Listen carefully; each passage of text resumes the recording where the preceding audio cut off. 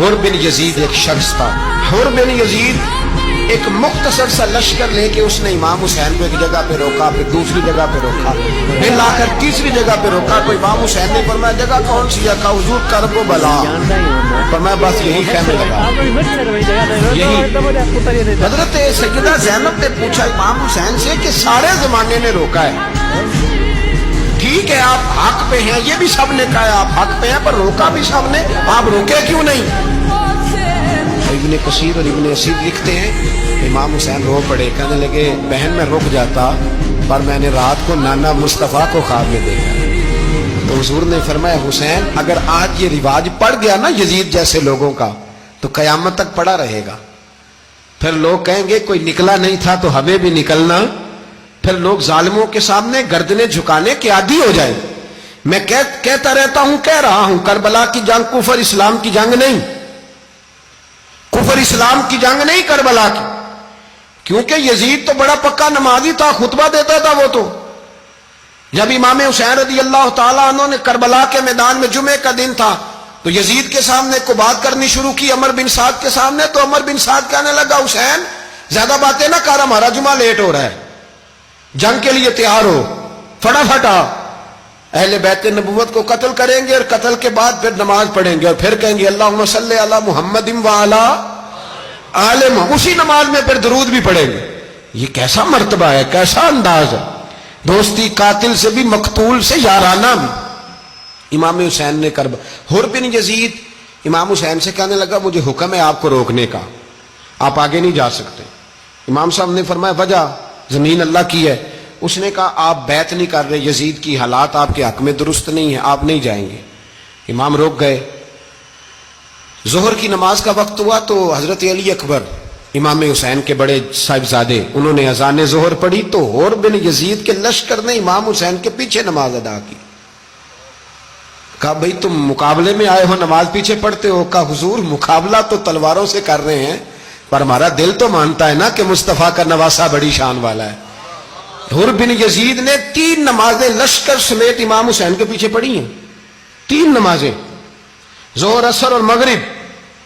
फिर इमाम हुसैन के सामने शराइत पेश की कि आपको यहां घेर लिया गया है, यहां आप बैत करेंगे, यहां आप जंग करेंगे, 2 ही बातें। इमाम हुसैन ने फरमाया नहीं भाई बैत तो मैं नहीं करता, इसके अलावा तुम जो कहते हो मैं करने को तैयार हूं। उसने खत लिखा, उबैदुल्लाह इब्ने ज़ियाद को एक बंदा दौड़ाया पीछे, कूफे चंद मील पे कूफा था। कहा वो नहीं मान रहे, क्या करना है? तो हुसैन इब्ने अली है, मैं ज्यादा देर उन्हें रोक भी नहीं सकता। उन्होंने पैगाम दिया हुर बिन यजीद को कि करना कुछ भी नहीं, उनका पानी बंद कर दो, ब्लैकमेल करो, खाना पानी नहीं मिलेगा, छोटे छोटे बच्चे हैं, खुद ही मान जाएंगे।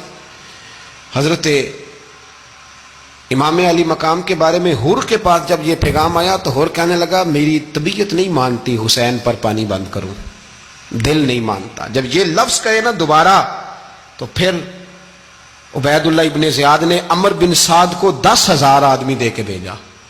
का हुर बिन यजीद लचक दिखा रहा है हुसैन के हक में।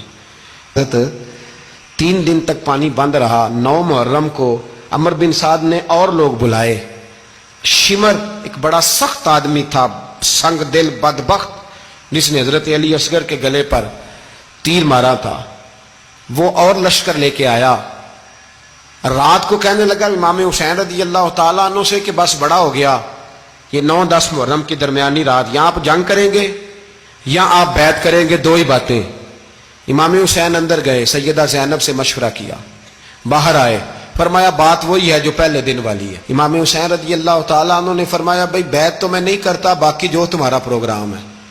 शिमर और इब्ने साद कहने लगे फिर जंग के लिए तैयार हो जाएं। क्या अंदाज है इमाम हुसैन का। फरमाने लगे कल जंग करूंगा, मुझे पता तो है जंग का नतीजा क्या निकलना है, एक रात मुझे दे दो ताकि मैं खुल के अपने रब की इबादत तो कर लूं।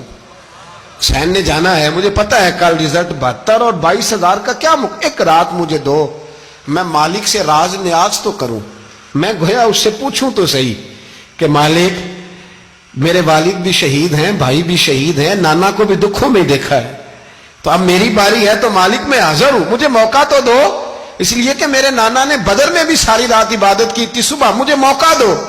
और दुनिया का उसूल है जब कोई मौका मांगता है तो दिया जाता है। یہ دونوں کہنے لگے کوئی موقع نہیں. حر بن یزید پیچھے سے بولا, کہنے لگا نہیں بدتمیزی نہ کرو, حسین کو موقع دو, تمہیں دینا پڑے گا. موقع دیا.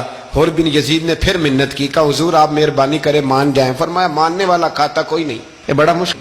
سورج چڑھا, 10 محرم کا دن, جمعے کا وقت. جناب سیدنا امام حسین رضی اللہ تعالیٰ عنہ نے ریت پر سجدے کیے, لمبے سجدے, لمبی نماز. سورۃ الشمس کی آیات دوسری رکعت میں پڑھی تو سارا کربلا گونجنے لگا. کیا انداز تکلم تھا امام علی مقام کا. نماز مکمل ہوئی تو حر بن یزید, عمر بن سعد اور شیمر سے کہنے لگے واقعی حسین سے لڑو گے؟ پتہ نہیں کون ہے. قل لا اسالکم علیہ اجرا, تم نے نہیں پڑھا الا المودۃ فی القربى, تمہاری آنکھیں بند ہیں. الحسن والحسین سید الشباب اہل جنہ, تمہیں نہیں پتا؟ کہنے لگا چپ کر, حکومت نظر آ رہی ہے. اور بن یزید کہنے لگے پھر میرا بھی فیصلہ سنو, مجھے حکومت نہیں چاہیے, مجھے جنت چاہیے. حکومت نہیں چاہیے.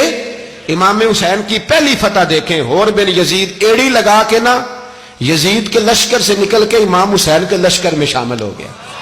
اور پہلا شخص جس نے امام حسین کو روکا, امام حسین کے نام پر پہلا سر بھی اسی شخص نے کٹایا ہے. لیکن یزید کی قبر پہ لعنت بھی کوئی نہیں برساتا, اس کا محل تھا بہت بڑا. لیکن جب لوگ کربلا میں امام حسین کو سلام کرنے جاتے ہیں تو قدموں میں حر بن یزید کا مزار بھی بنا ہوا ہے, اس کو بھی سلامی دی جاتی ہے. اور اب ہم اکیلا حر بن یزید نہیں کہتے, ہم کہتے ہیں حر بن یزید رضی اللہ تعالیٰ. اب ہم اتنی تعظیم کرتے ہیں اس حر کی